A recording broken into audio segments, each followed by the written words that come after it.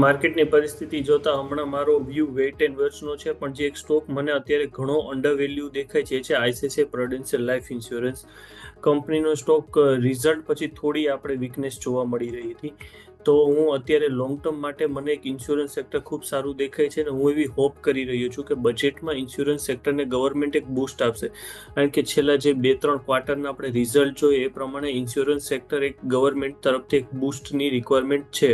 અને જે પ્રમાણે આઈસીઆઈસીઆઈ પ્રુડેન્શિયલ લાઈફ ઇન્સ્યોરન્સની અત્યારે જે વેલ્યુએશન છે એ ઇન્વેસ્ટર્સને ઘણી એટ્રેક્ટિવ લેવલ ઉપર ઓફર કરી રહી છે.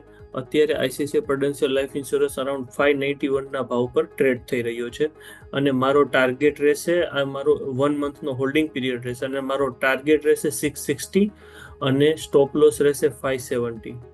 570ના સ્ટોપ લોસ સાથે 660ના ટાર્ગેટ. આઈસીઆઈસીઆઈ પ્રુડેન્શિયલ તમને ખરીદવાની સલાહ.